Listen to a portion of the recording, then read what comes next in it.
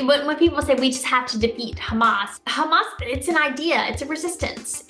If they disappear, something else will immediately pop up in its place because we all have an innate human desire to be free. You hear this all the time about, Jews have the right to self-determination. And I'm like, okay, well, but we all have the right. Should we not?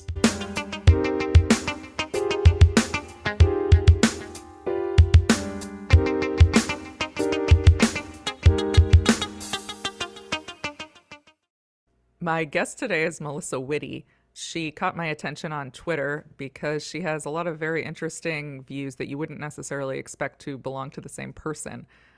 I think she can correct me if I'm wrong, but I think she'd describe herself as a Republican, Southern Christian, but she is very pro-Palestine. She's extremely critical of the United States' support for Israel and a lot of our campaign finance laws, or maybe not laws, but a lot of the campaign finance issues that allow the U.S. to provide excessive support to Israel. So I thought I'd have her on today to discuss that and also other political issues. There's a lot going on in the country right now. We have an election coming up. Trump just decided on J.D. Vance as his vice president, which has been a bit of a controversial pick. So we'll talk about that.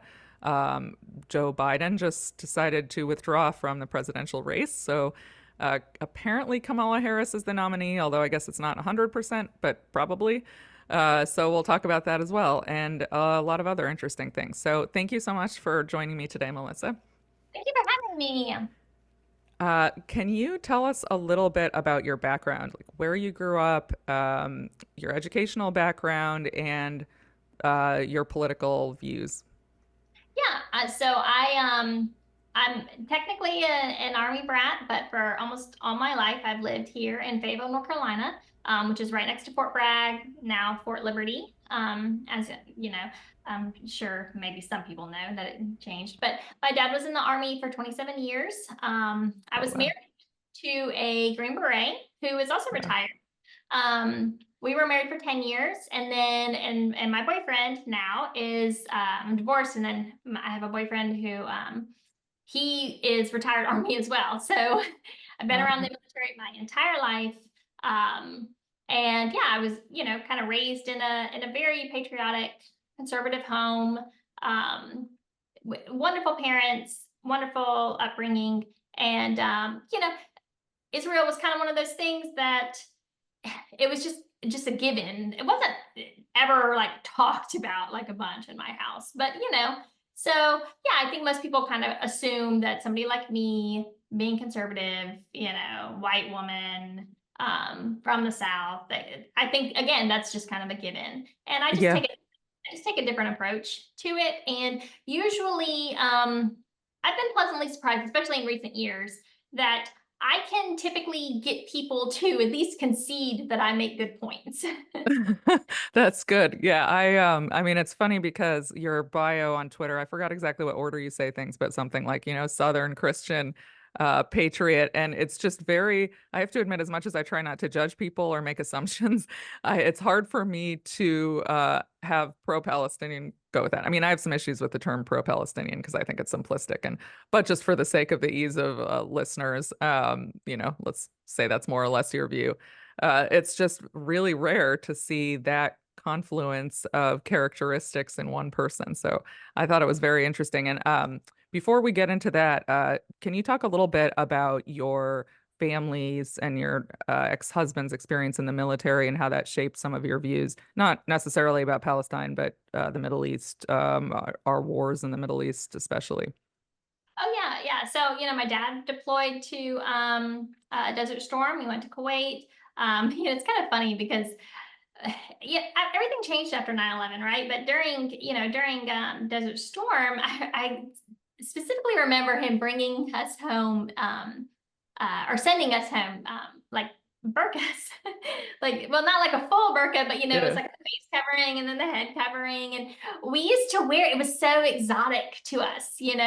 My mom had that in her hope chest that she sent that my dad sent to me and my sister for years, and Oh, wow. yeah, it's so funny when I think about it now because like that would never happen. Like nobody's Yeah. sending their children, if they get deployed or whatnot. But so that was kind of my upbringing.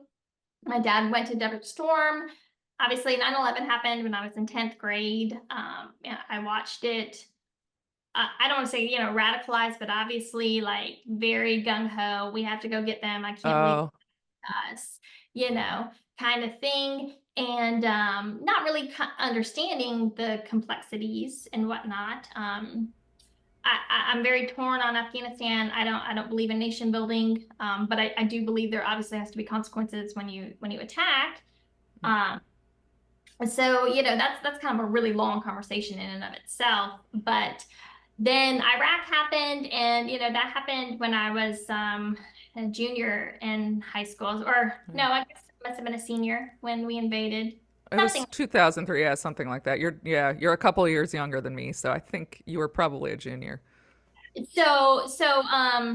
Well, it was 2003, so I was a senior. So I can still remember seeing, watching it. I was at work when, Bush addressed the country and whatnot. And again, living in a military town, I worked at a Texas Roadhouse, and anybody who's ever been to Fayetteville, North Carolina knows that like this Texas Roadhouse, it was like we just used to have all these guys, all these Joes come in all the time. So I was always like around these guys, and I remember seeing them off, or seeing, regulars come in and then they would leave. And, obviously being very pro our troops, we have to support them. We cannot trash this war because we have to support them, Mm, and really being young and not understanding that, that's actually not the best way to support them. The best way is to always demand that we never put their lives on the line. right. So when did you change your mind about Iraq? It was unfortunately much, much later. I hate to say that. I'm embarrassed. I mean, I was really young, but 2010. So let me see. I met my first husband in 2007. He had been a Green Beret already. He had already been on a tour to Iraq. In his first tour, 2005, they were hit by an IED, and Oh, wow. he so two of his teammates, and if you know anything about SF teams, they're very small, they're very close knit. They were killed, but his mentor, uh, Brett, was killed, and that left like a scar on him, And I met him 2 years after that happened, but then just kind of like meeting Brett's wife, talking to her and getting to know her, and then their daughter, it kind of gave me a different feel. Like, why are we here? You see when you see the sacrifice up close in real life. And then I had a very good girlfriend whose husband was killed, and I was on my way to her house when the note came to the door. So I was there as she's breaking down, freaking out, and that was hard. That was really hard, just seeing the impact and being why, like, what are we even doing? Right. And Did that lead you to be more critical of war in general, or did you think Iraq was sort of an exception? no, that left me to be very critical of war. Well, actually, I take that back. And initially, it was just Iraq, and then over time, you've got Syria, you've got Libya. What happened in Libya was just horrific. Um, uh, not just to what happened to the embassy, but I genuinely thought it was shameful what happened to Gaddafi. Even no matter what they said that he did, I just feel like we don't act like that. We don't support people who sodomize someone to death with a machete. Like this is barbaric. Yeah, and we have more sort of similar instances of that in the last week or so. Well, at least that we've known about in the last week or so in Israel, but we can get to that in a bit. Yeah. Um, so, what led you to your, I presume, among your friends and family, unique views on Israel? So when I was when I was married, we were my ex-husband went from being an 18 Delta, which is a Green Beret, like a medic on a Green Beret team, and then he decided to switch over and become a PA, which is a 55 Delta. So he had to go to school, and so we Is went. that, sorry to interrupt, is that a physician's assistant, you mean? Yep. Okay. Yeah. And so he had to go to school in Texas. So we moved from we were living at Clarksville at the time, Clarksville, Tennessee, down to Texas, and we lived there for about 18 months. And there I went to UTSA. I was a political science major, and I had a professor. Is he was a Jewish man, and it's funny. I was telling you before the show, but like just being from the South, there's just not very many Jewish people here, period. I live in a county of, I looked it up a couple days ago, it was like 350,000. In my city, there's about 200,000 people. We have one Jewish temple. Wow. We have in the county like something like 160 Baptist churches. That's quite that's quite a So contrast. the juxtaposition is just, like when I say I don't know any Jewish people, it's so funny because there's so many things like names and whatnot, like, oh, that's a typical Jewish name. I don't know that. I don't know anything about Jewish culture, Jewish customs, Jewish traditions, nothing like that. So I don't have any like normal like prejudice that you might have with people that you interact with because I've never done it. So it was funny because he was kind of like the first person that I'd ever met he was Jewish. And of course, I just assumed he's for Israel. And this is not something that I ever really talk about. And then he turns out to be this really hardcore anti-Zionist. Oh, And wow. a lot of this was a geopolitical class. It was a political geography class. And he was really, I mean, his lectures, he would go on, sometimes the full hour lecture would be just about the conflict and really kind of introducing us. And I'm loud. I like to push back, and he put me in my place several times about settlers and land grabs. Because I was repeating same old talking points I've always been told that, Palestinians are they're the ones who break all the peace deals. They're the ones who won't accept peace. What are they supposed to, what are Israelis supposed to do? Yada, yada, yada. And no, he he did not ever let any of that slide. And he was sometimes not very kind about it. But it's good now. It's funny because now that I've even just been through the ringer just a little bit on Twitter, I understand you actually do lose patience pretty quickly with people Yeah. who tell you the same thing over and over and over again and clearly just have no idea what they're talking about. Yeah, exactly. So what would you say what would you say was your realization about it, and how has that shaped your views about politics in the United States? So I don't think that it was like, oh, like, like an aha moment. It was just a learning thing. So like that was back in 2010. And so that's kind of when the Gaza flotilla thing was going off. And that was the first time I learned about the blockade. And, and I'm like, okay, well, this is wrong. Like, what do you mean you're not going to let, you have a list of like 300 things that are allowed in. What do you mean you won't let concrete come back in? What do you mean you won't let this, basic medicines in? So that's wrong, obviously. And I think most people, when you break it down very simple like that, they would agree, like, no, okay, that's unrealistic. That shouldn't be expected. But I think the problem is for most people is that it's easy to kind of dismiss. It's far away. We don't think about it, right? I get it.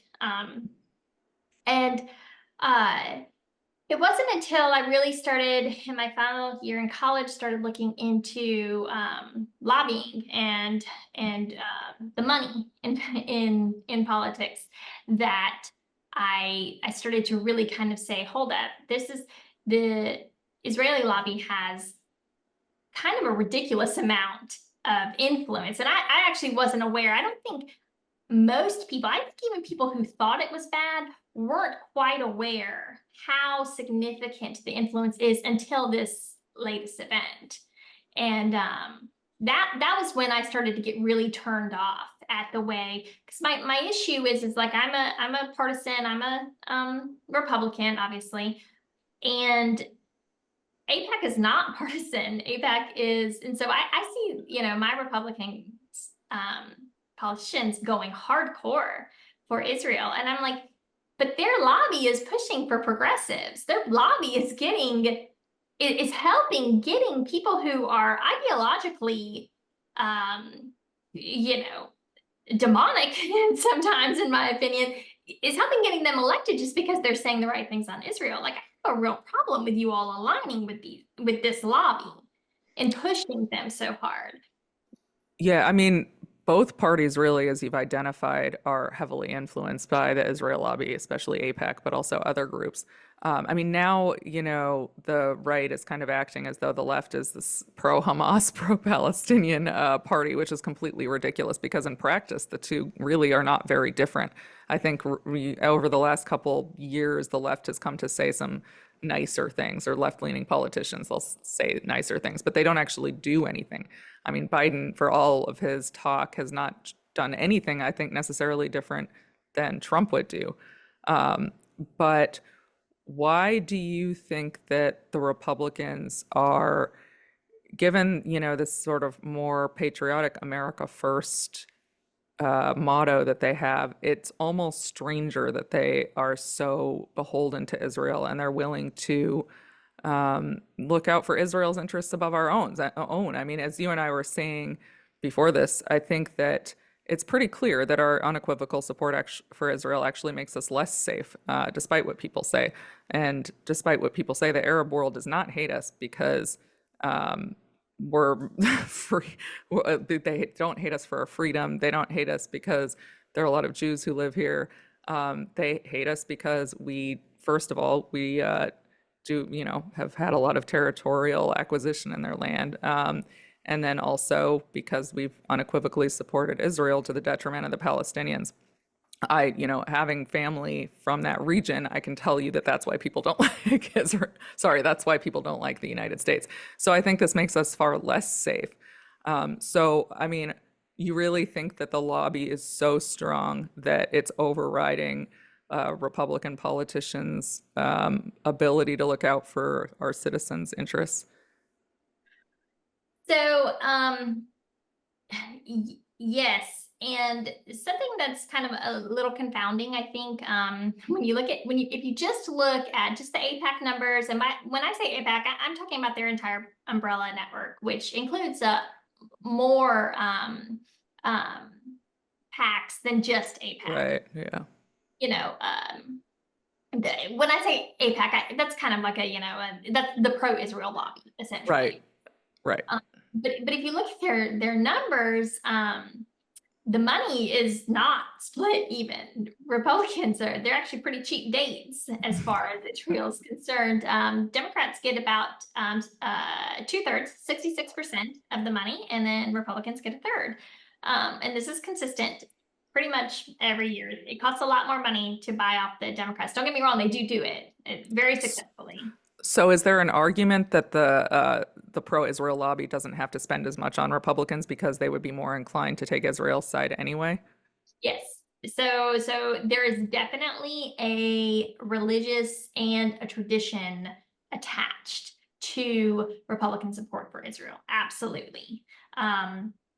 There is, somebody wrote a great thread, and I can't remember who it was at the very beginning of this, and it actually explained a lot of it to me.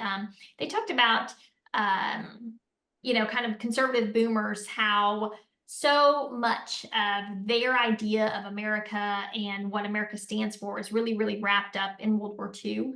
And they see that as kind of like the pinnacle accomplishment, right? That was the height of Americana. We rescued Europe, but we rescued the Jews. We defeated the ultimate evil. And so a lot of their sentiment in America is wrapped up in the survival of the Jewish people. And so they really project a lot of that. And I see that in my own family. I see that in people that I talk to.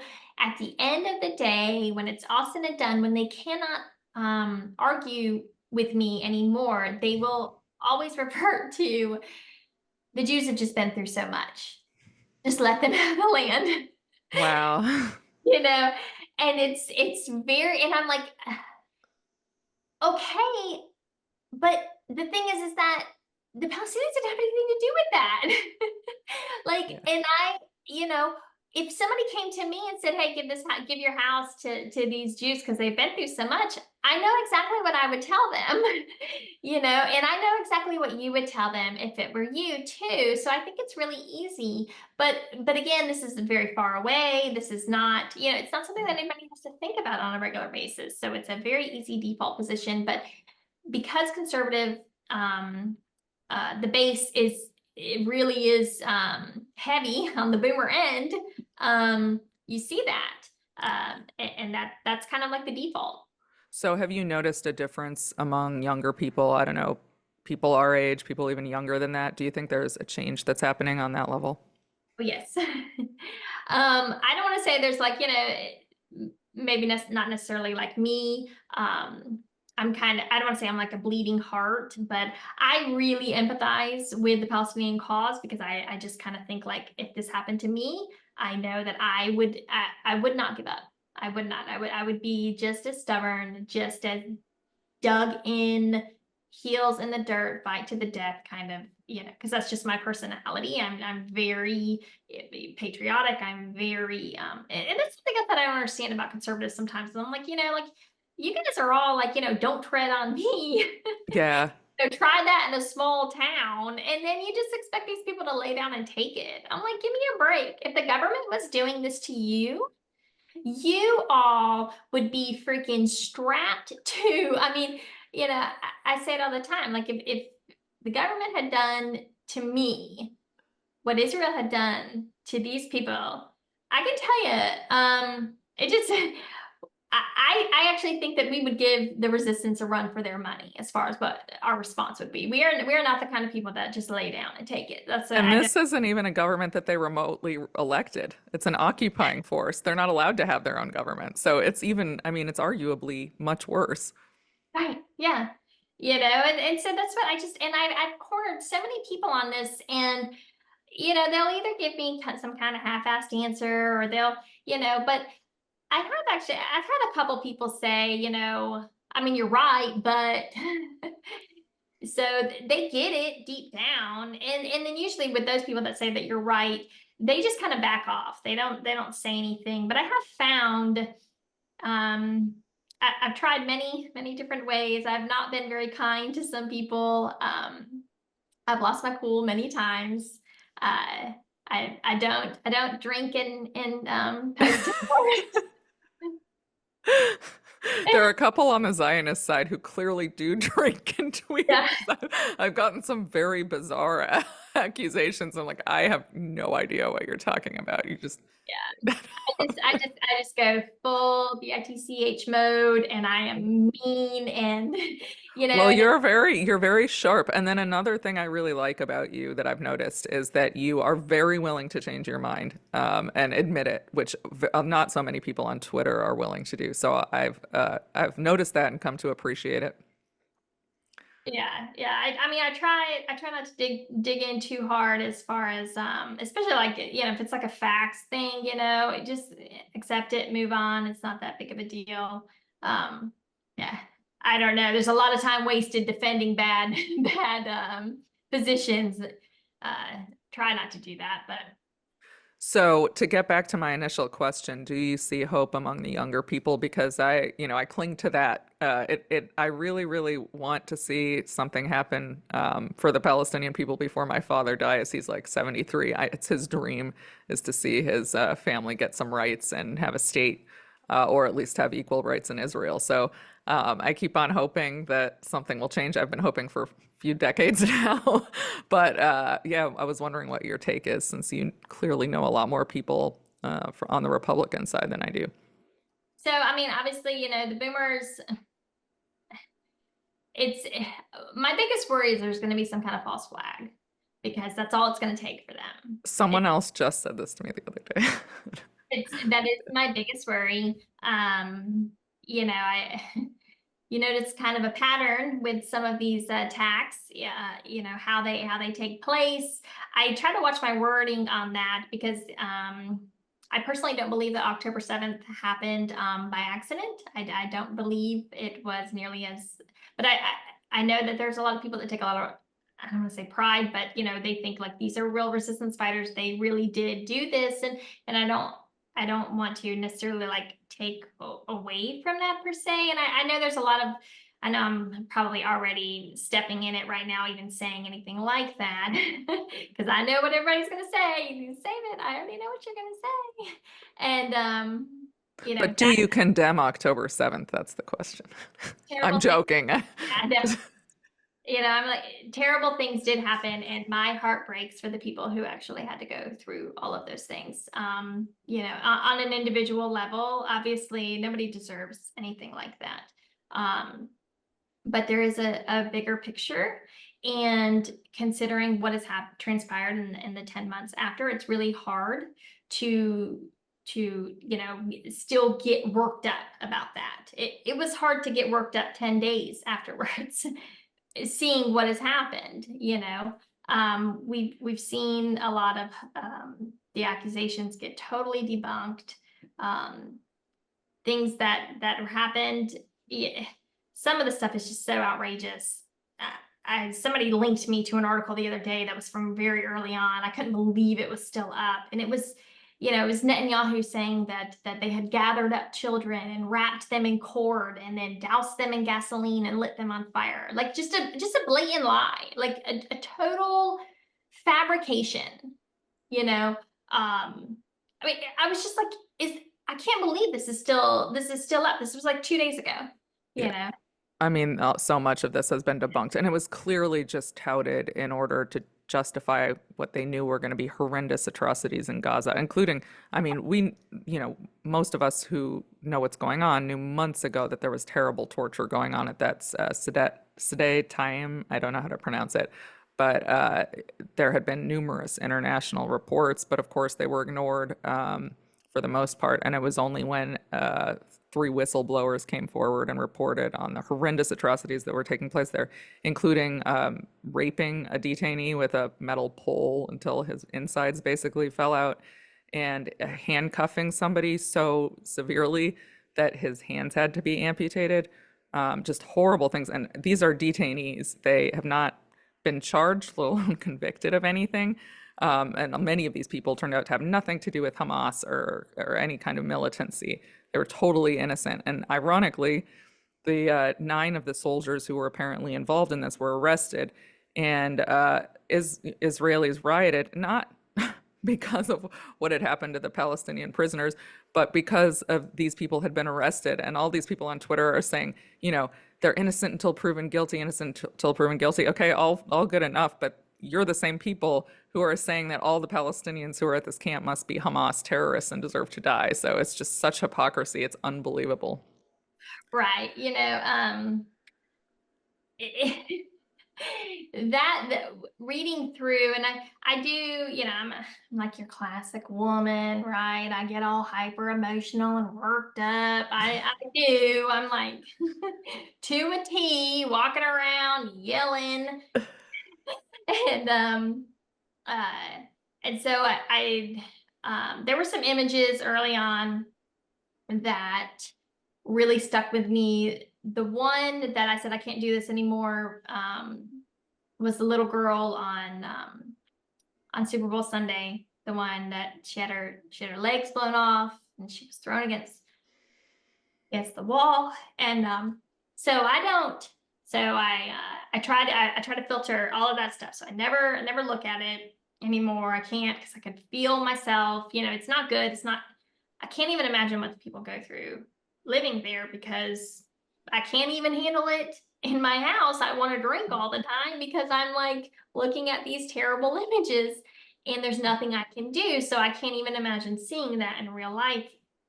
But so that story out of the prison was the first really kind of graphic thing that I had read since the Super Bowl, for the most part. Yeah. I mean, there were a couple other things. And it was so horrific. and so disturbing knowing that my tax dollars, my country is directly subsidizing everything that you've ever accused Hamas of. This is it. Yeah. At the very best, you are no different than what you say they are.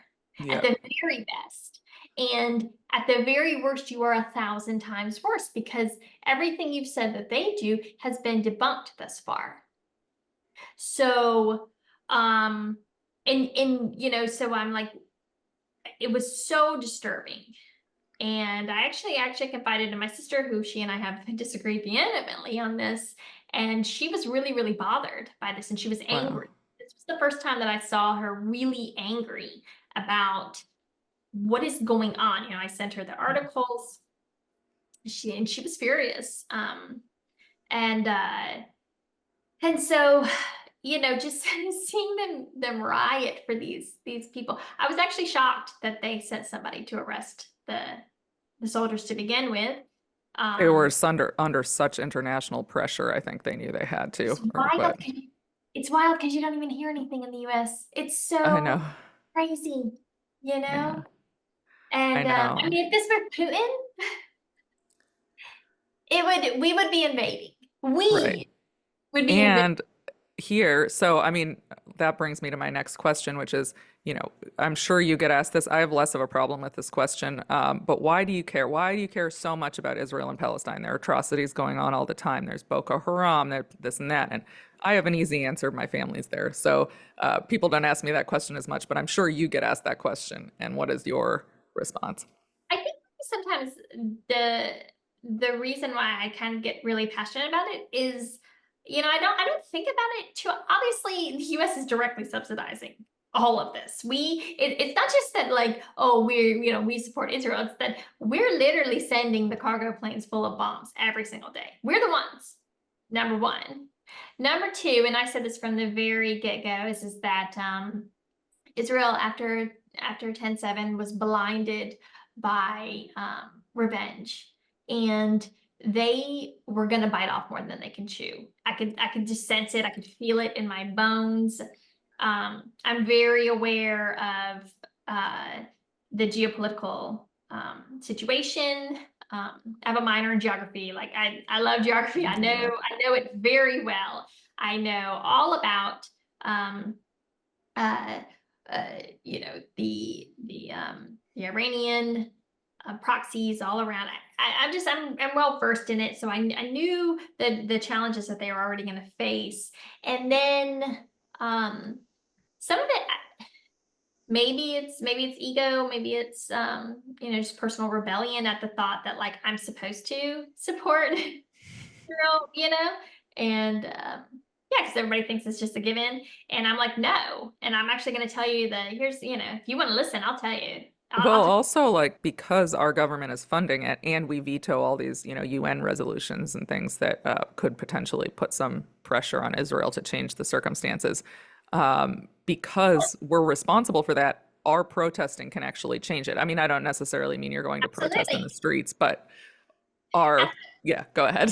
I'm sorry, I don't mean to cut Yeah. you off, but you're 100% right. But there's also something else, I'm acutely aware of well, number one, I'm very well aware of the way that the U.S. military conducts itself in the middle, conducts itself in wartime. And no, we are not perfect by any means. Obviously, horrific things happened in Iraq. It was an unjust war. It was an unjust invasion. Um, and I don't defend it at all, whatsoever.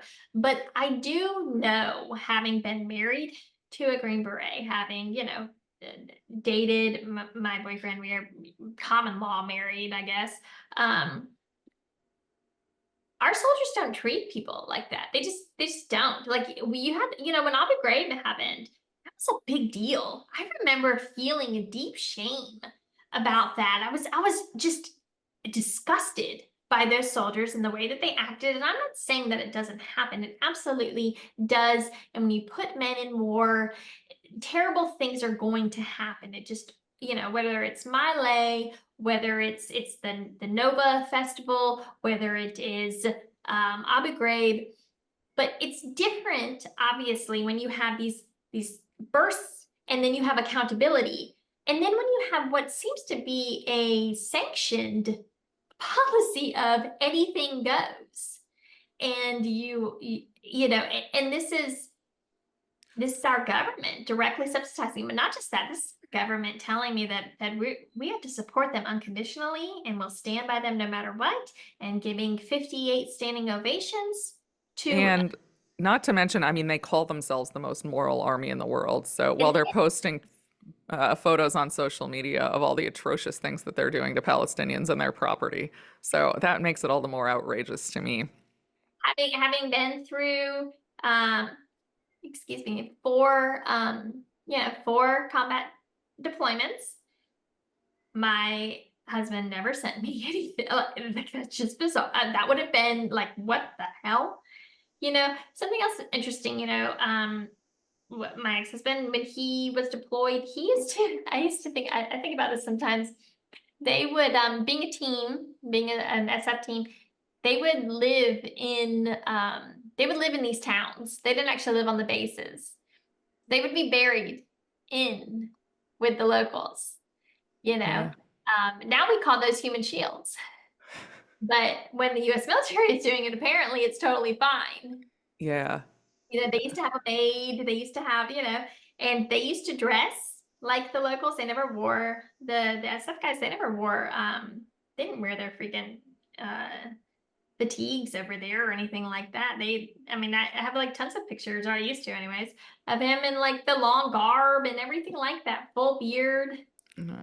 And so it's just, whenever I hear like, oh, they bury themselves with the civilian population. So I'm like, yeah, well, we did too. So I don't know what you're talking about. Right. Um, it's always different, obviously, of course, our side. I mean, whatever. It's just, I see the double standard at all times and it drives me insane. And if we weren't supporting them, I probably would still think that this was awful. But the thing is that if the US wasn't supporting Israel, this would have ended a long, long time ago. They were Yeah. the bombs like the second week. That's absolutely true. Why do you think you were able to see this, the double standard and the hypocrisy and all of this, and a lot of people around you are not? I always say it's because I'm a Gemini.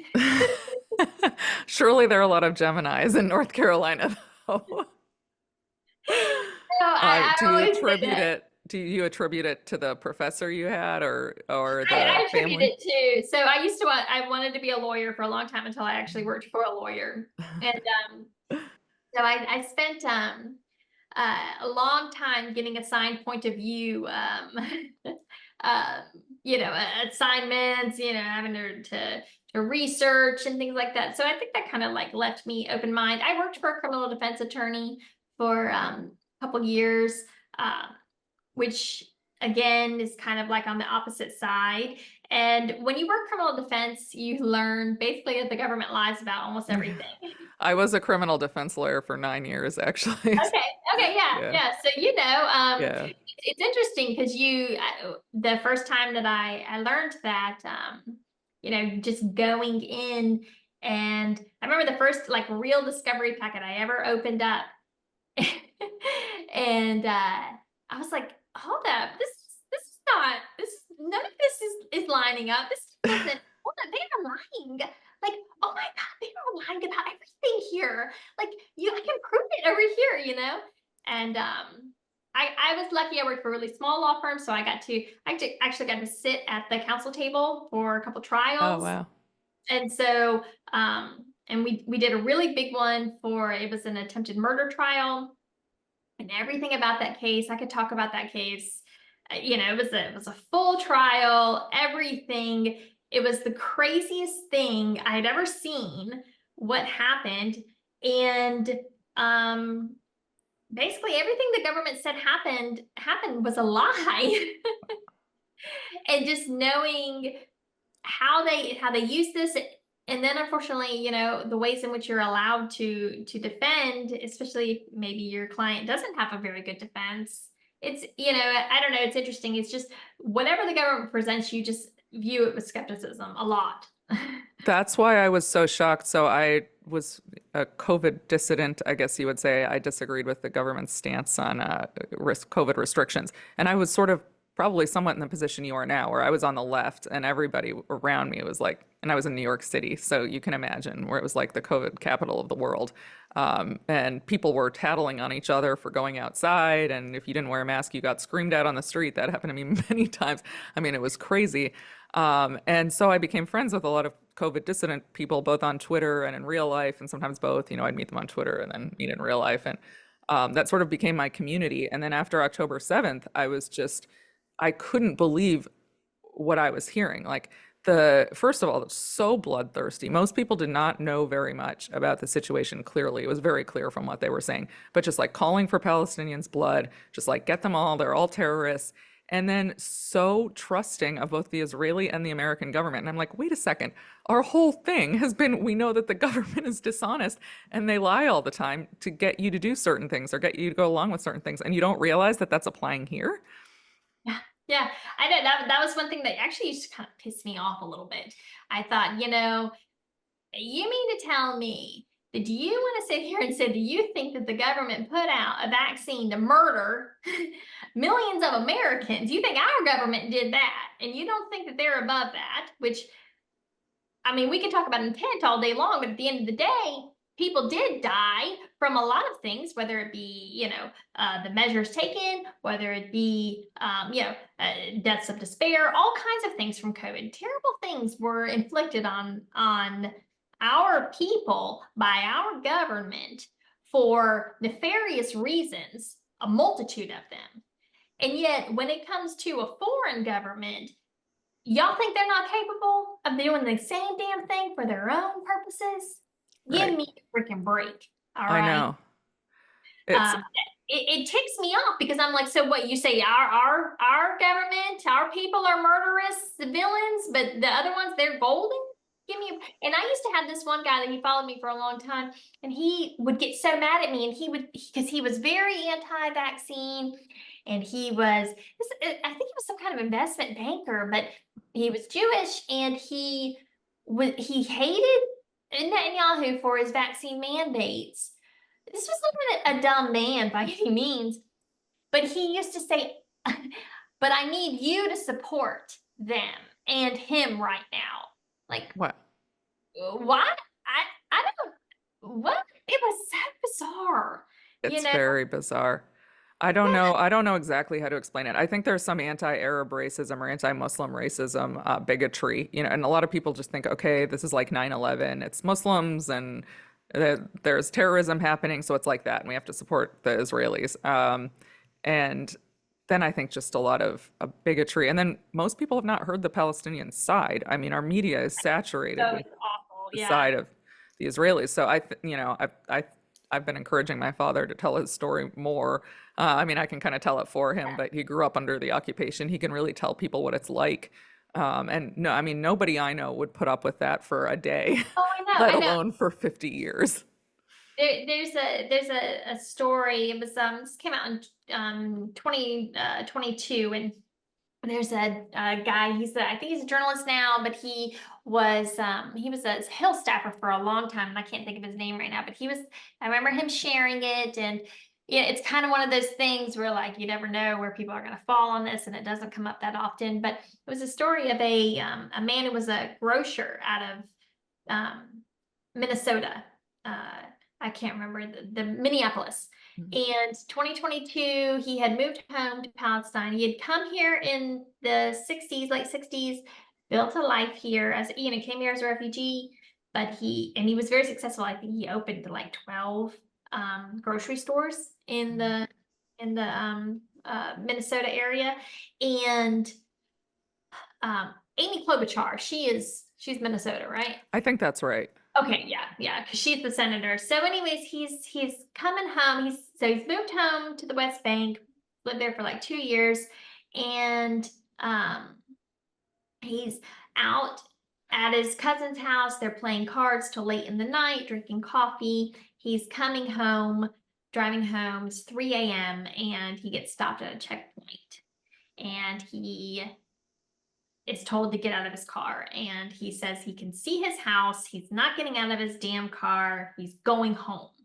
So the IDF soldiers yank him out of the car, and they gag him and hog tie him. He's 78 years old. Gag him, hog tie him, drag him to a construction site, leave him face down on the ground in the construction site. He has a heart attack and he dies. And they just leave him there. They just leave. This happened in January 2022. And I was so angry at that at the time, you know, and the IDF, of course, because he had lived in America, because his children were American, they made a big stink out of it. Amy Klobuchar, you know, demanded accountability, but of course nothing happened. You know, nobody did anything.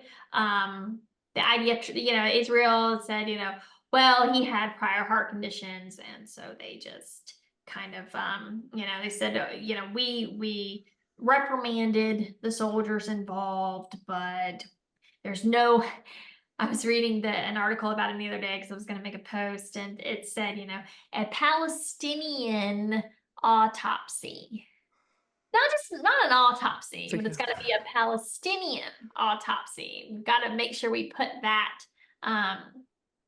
that little descriptor in there so that you know, maybe take it with a grain of salt, right? And I mean, that's not even that unusual of a circumstance. That kind No, of thing happens all the time, and it all the has time. for 70 years or more.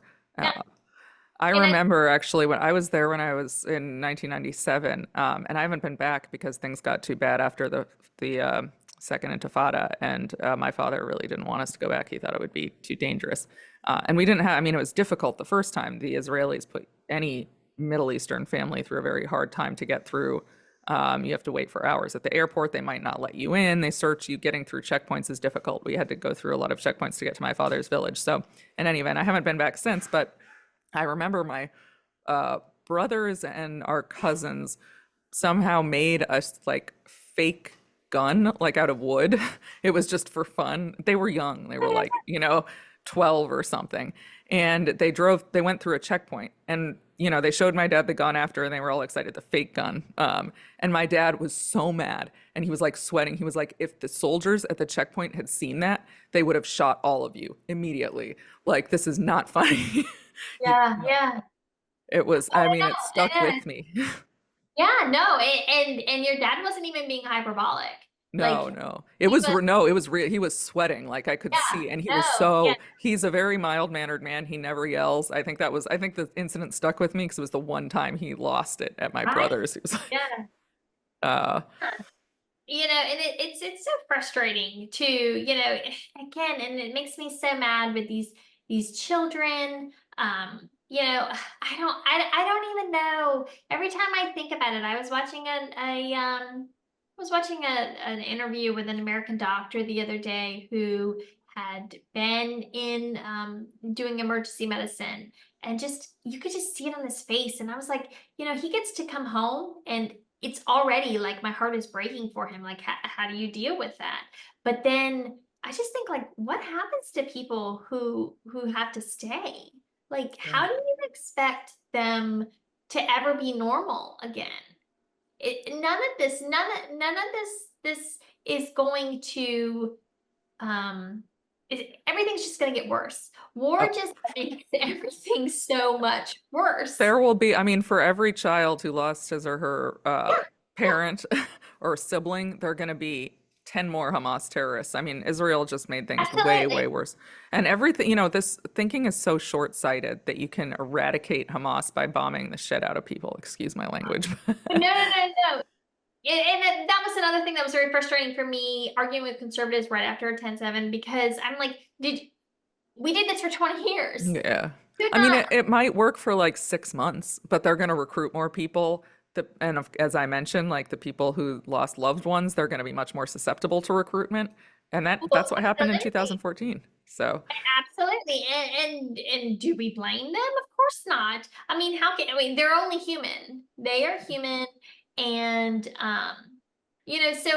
that was the other thing. I'm like, okay, we cannot when people say we just have to defeat Hamas, that was very frustrating because I'm like, okay, well, this is actually the people that Bibi wanted in power because for his own purposes.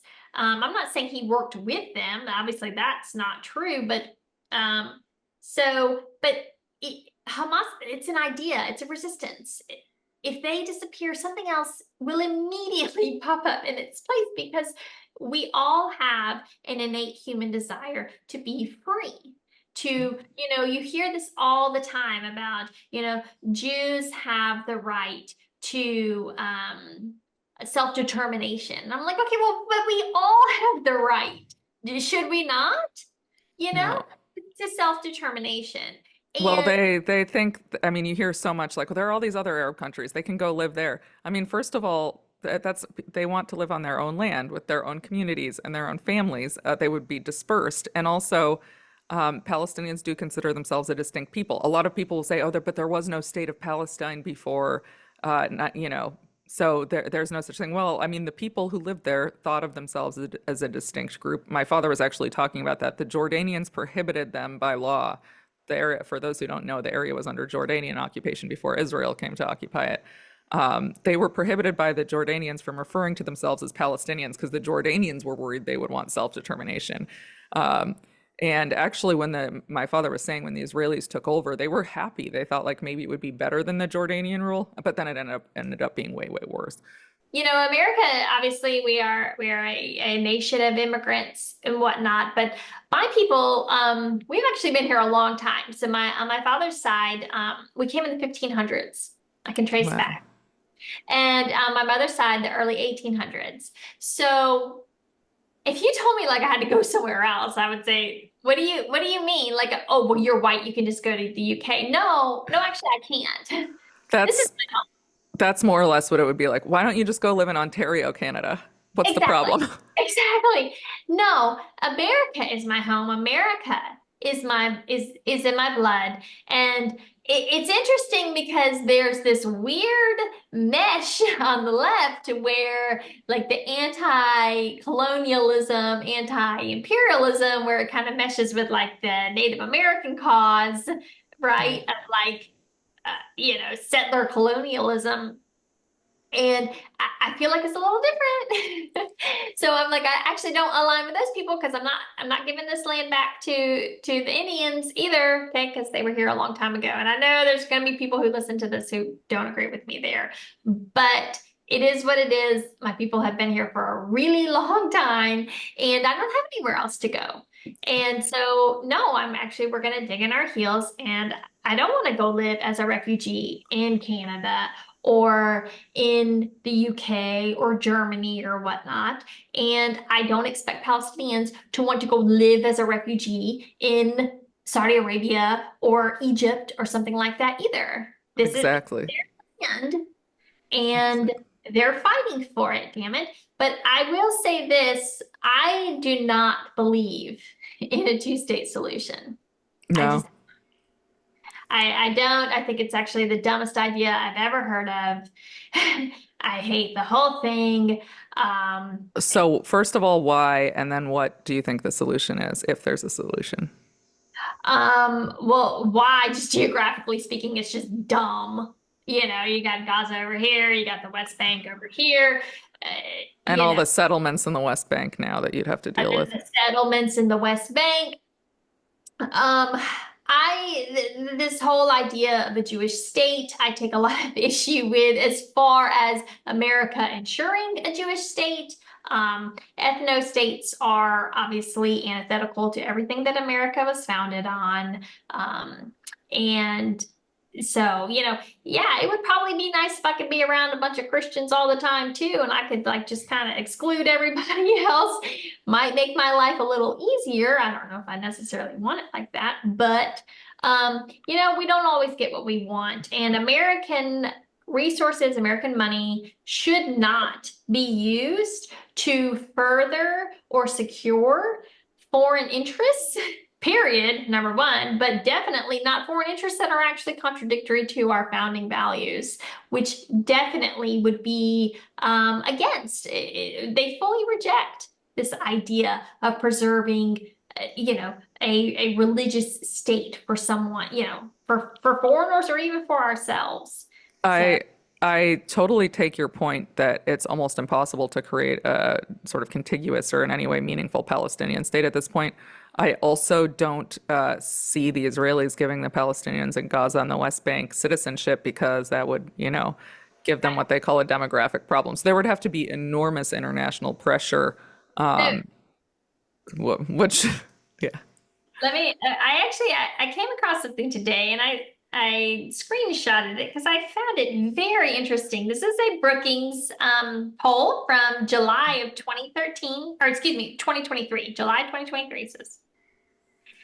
And it said if a two-state solution to the conflict between Israel and the Palestinians were not possible, meaning the West Bank and Gaza had to be under Israeli control indefinitely, which of the following would be closer to your view? And this polled 1,100 Americans identifying as Republican, Democrat, or Independent. And the overwhelming majority of Republicans, Democrats, and Independents said that they would favor Israel's democracy over its Jewishness. Huh. That's really surprising. Yeah, it was 64% of Republicans, 80% of Democrats, and 73% of independents. I wonder Um, what that poll would be like if it was taken today. I actually think that most people have no idea what Zionism is. They don't they don't understand at all. When you look at the ADL's definition, when you look at they really dance around the subject. Because I think if you told if the average American knew that we were spending an enormous amount of money, time, resources to ensure and secure a Jewish state for Jews and pretty much only Jews. Yeah, you've got your 20% Arabs, but that's it. I think actually most people would say no. Hmm. They would be opposed to that. They wouldn't like that.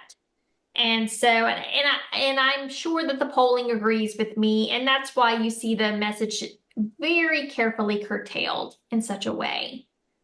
That's interesting. I mean, we're around such different groups of people that I have a very different impression of what, people think. But because I'm around mostly sort of elite on both the right and the left, city people, and it's just everybody talks about this. Everybody knows something about it. I mean, they don't know as much as they should, I think, to have an opinion, but they certainly know what Zionism is, and they think I'm a terrible person for questioning some of its premises. So how do you define Zionism? That's a good question, and I don't know if I'm actually not sure I have a cohesive definition. I don't. I mean, I think people might agree, might have different definitions. I think what most people mean when they say it is the Jews are entitled to a state on that strip of land, and they're entitled to a Jewish majority and to maintain that majority at any cost. That's my interpretation. Right. I think that is so I define it as, that I say that Jews have a blood right to the land of Israel, which is defined in Numbers 34 in the Bible, which typically run. It's actually pretty red. It's like the Euphrates, or the Jordan River, all the way down, I think, to the northern tip of Africa. I actually don't quote me specifically on the geographical, but essentially all of the West Bank, all of Gaza, but it actually extends beyond the West Bank into Syria, and and so, but Numbers 34, and because God gave that to them, and so I think most dispensationalists would agree with that, and but okay, that's fine if you believe that. You're more than welcome to believe that if you want to. I actually don't know what God said. I don't know about God's feelings on that. I think it's pretty much up in the air, but I actually do know pretty well what the US Constitution says about that. And the US Constitution says that we have no business funding and ensuring that. Because we don't fight religious wars in this country, period. And we don't expend American tax dollars to ensure religious ethno-states, period. And that's my position, and that's a hard position. And I pretty much challenge anybody to show me in any American law, US law, or anywhere in our Constitution or in our founding principles or values where you can justify American tax dollars going towards this cause. And I mean, to the contrary, George Washington was unequivocal that these kind of entanglements were extremely dangerous, and the United States should make sure we weren't involved in any kind of unequivocal support for any foreign country.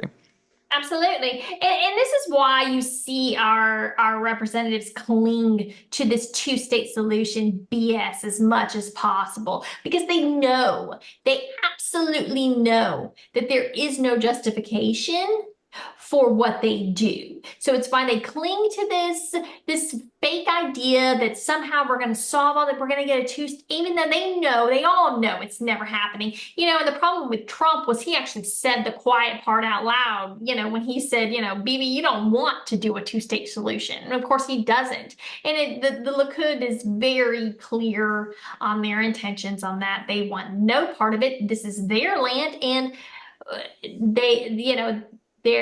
they're more than willing to wait, but it doesn't matter. They're going to kick the people off the land. And that is why this conflict keeps going on, despite what you hear from the media. Not right. you, but other people. Right. And so, at the end of the day, all you have to do is look at the settlements. All you have to do is look at the what transpires. I think, who was it? It was John Mersheimer, I think it was, who he really described perfectly what happens. The Israelis pushing and pushing and pushing until finally they get a response, a big enough response from the Palestinians that they can then enact their own massive over response. And we haven't even gotten into the proportionality of warfare law, which of course is like another whole giant thing that it's like, can we even talk about this? Can we even talk about how disproportionate the response has been? It's been so barbaric. It's maddening. I know. Well, and people keep saying, Israel has a right to defend itself, and blah, blah, blah. I mean, I think there's a real question about that, given that they put Gaza. Yeah, I mean, they keep Gaza under siege, so they're more or less an occupying power as international law considers it. And so there's a question as to whether they actually have the right to defend themselves against people who are resisting that occupation. But that's a story for another day. Because I do want to talk with you before we have to go about the upcoming election, presidential election, and how you see all of this playing into it. So I actually had a conversation with Michael Tracy recently. Do you know who he is? He's sort of he's very smart and interesting, also an interesting thinker like you. But he was pushing me. So I had been saying I was likely to vote for Trump. I mean, my vote doesn't matter because I live in Washington, D.C., so it's all symbolic. But I was saying I was likely to sort of support Trump over Biden, or now Harris, because I want to see conservative Supreme Court justices. I don't want the federal government to expand its power. I want judges who are going to restrain it. And I would say that's sort of the big issue that I see in addition to the Palestinian one, and I just don't see the Democrats being that much better. Michael Tracy was really pushing me on it, citing a lot of evidence that Trump is in the pocket of the Christian Zionists, and that he's really going to be very extreme on this subject and may give Israel, basically carte blanche to do whatever it wants, and any kind of restraint they might have been exercising because they're worried about losing U.S. support will be out the window. So I was wondering, what's your take on all of that? So my take is different. Number one, Trump is not a Christian Zionist. Okay, like Trump is fungible. Okay, Trump is basically number one. If you can, obviously, if you can fund him, he's probably going to do your bidding a little bit. Number two, if you flatter him, so funding then flattering are basically the way to get him to do what you want, right? And so obviously there's a problem if you're pro-Pal like us.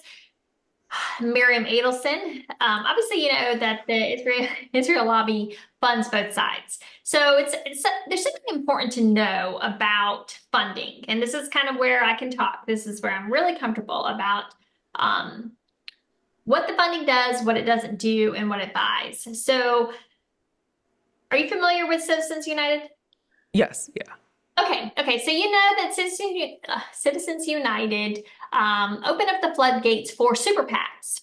Most people don't actually know what a super PAC is. So a super PAC is not giving money directly to a candidate. You are giving money to a PAC set up in support of a candidate, right? Now, by law, the candidates are not allowed to coordinate with the super PACs. I mean, it does happen, obviously, but something interesting when you're digging through campaign finance, what you kind of learn is that the super PACs are actually they're a little bit of the workhorses of the campaign system.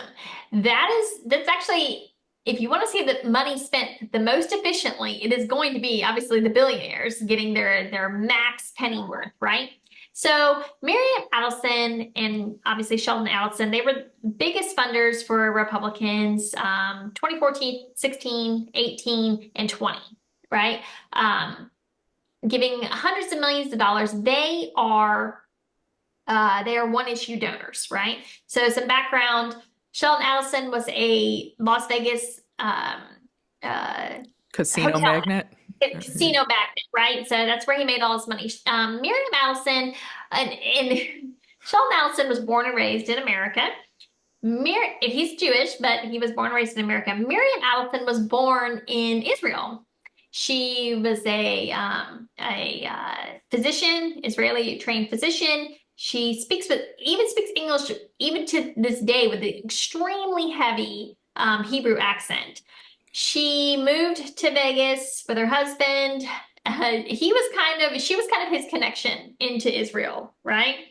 They were really behind the big push for the Israeli embassy move to the point where they actually, when the embassy moved from Tel Aviv to Jerusalem, they went in and bought the old building in Jerusalem where the embassy was. And I believe they built a house in it. Oh. So to ensure that nobody could ever move back there, that no other later administration could ever move back. Miriam Adelson, after Sheldon Adelson died in 2021, she moved home to Tel Aviv. She doesn't even live in America. Okay, this is so obscene that we let this woman give in our politics, right? So she lives in Tel Aviv. So the rumor was like, okay, somewhere it leaked and that she wanted annexation. She wanted an improvement, basically. So, you know, Trump, he recognized the Golan Heights settlements. I'm mixed on that because, you know, it kind of been settled for like 50 years. I'm not saying it's right. I'm not saying it's wrong. I'm not gonna lie, I just don't care that much. I mean, I get it. It kind of feels a little bit settled to me. I feel like a lot of the things that Trump did were really symbolic, but not necessarily that, you know, obviously the embassy move was big, and I'm sure that there are other people who put a lot more importance in it than me, but to my knowledge, no new territory was gained, either with the settlement or with the recognition of the Golan Heights or with, you know, physical territory was no gain. So I see the two big quote unquote accomplishments of Trump as more symbolic. What they really wanted from him was an expansion of the Syrian war, which he didn't give, obviously. Something, you know, a little connection. So, you know, I said my ex-husband was a Green Beret. Well, his teammate was a guy named Joe Kent, who I don't know if you know who Joe Kent is. Yeah. He ran for Senate, or excuse me, he ran for the House out in Washington. I think he's running again. Joe Kent was actually in my wedding. He's a really good man. Well, his wife Shannon was killed in Syria, and when Trump went to meet him at Dover, and he went in and he talked to Joe, and Joe shared the story, said, you know, Trump looked at him and said, you know, what do you think we should do? And Joe shared Joe had been he had gone from being a Green Beret to he ended up doing like some kind of CIA crossover. And he's very anti-war now. And he shared his thoughts, and Trump was really touched by Joe. And that's what made him draw down in Syria. And obviously, he had the falling out with John Bolton. He had the falling out with all of his generals because, of course, they wanted to keep our troops in Syria, and they would have happily expanded the war. And then, of course, Trump did what he always does, which is kind of like half-ass everything, like kind of like, oh, I'm pulling out, but kind of trying to please everyone. So that's Trump's biggest downfall, right? He wants to make everybody happy. I'm not trying to make excuses for him. I wish that he were the anti-war person that I thought he was in 2016, Yeah. who I happily voted for. That being said, I don't see him. There was that leak about her wanting to annex the West Bank. She's denied that publicly. He's never said anything about it. Excuse me, to my knowledge, she's only given $5 million so far. She doesn't like Trump. She wasn't Huh. happy with him. She wanted Nikki Haley. That's her girl. Yeah, that makes sense. Right. When Nikki Haley dropped out, she flew Nikki Haley on her private plane over to Israel, where she had like the big talk. Um, you know, So uh, you're basically not extremely concerned that he would make things a lot worse. I actually don't think the good thing about Trump is he's very susceptible to what people think about him. And I've said this since the get-go. If it were Trump supplying all those bombs, the left in this country would have they would have shut it down. They would have lost their ever-loving minds by day 10, without a doubt. The protests on the college campuses would have been like nothing you'd ever seen. And I think everyone knows that. I think no one knows that more than Bibi, Yeah. period. Yeah. I don't care what anybody says. They do not want Trump back there. Uh, Yeah. Bibi and Trump do not like each other. They don't. Trump hates him. And I'm pretty sure the feeling's mutual. Um, and yeah, I don't see it going that way. I mean, I get Michael's cynicism. I Mhm. don't, I'm not saying that I don't think he's fully wrong. And maybe it's a cope from me. I don't know. But I agree with you that in the end, I don't think it matters that much. no, I think they're both going to be more or less the same awful, and nothing yeah, will change right now. the only thing that I can see is that if it's into Republicans applying the bombs, the left is just like Caitlin Johnstone said, then all of a sudden they remember that genocide is bad again. Yeah. You Yeah. know? I think there's a point to be made there. Well, Yeah. I've been told we should wrap things up Okay. in the interest of time. But I appreciate you coming on. This was such an interesting conversation. It was so Yeah, fascinating to thank hear you your so much for views. having